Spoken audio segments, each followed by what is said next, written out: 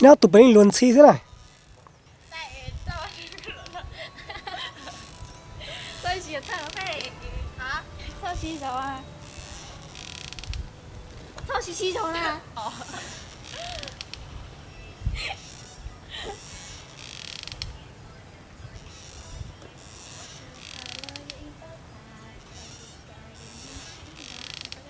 Sao xí ở thân ngân lại tụi nó ngon à?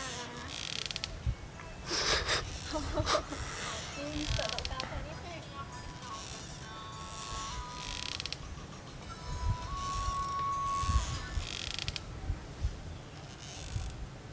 Hay là có cho té vào cái non cái này.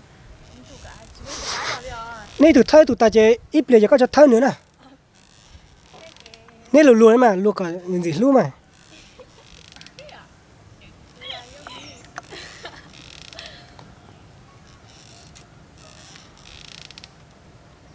Cái chế còn mà trong tế vẫn chưa chắc hả? Sao thật chứ mình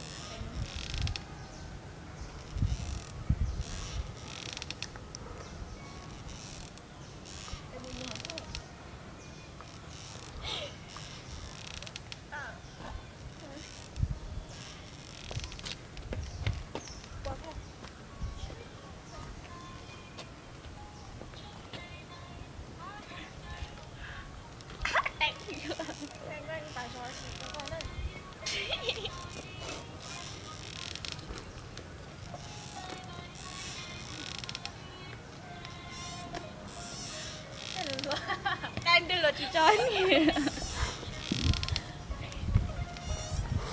Cái thật thì chú lú ý cho sao? hả? Chú lú ý cho sao?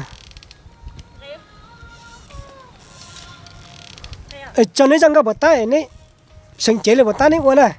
Đi chỉ có quấy nhảy á. Ê, tao cái nè. Nếu mà hay cháu thì là lụa nhỉ chấp lại.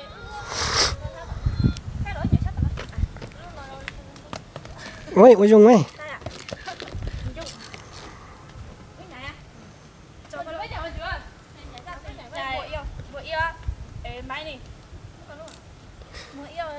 Ra nó chơi sao còn nên nhảy tùy theo sở thích nè. Họ ít bia sao còn nên nhảy còn ok chơi mà đi cũng chơi đuổi ra này. Ở ra nó chơi tính ra giờ quậy thế này.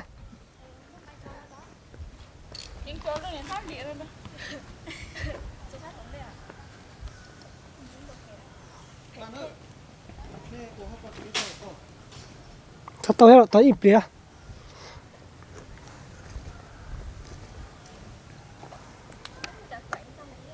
Cho cháy xong có quậy là bà ta có này, phê này.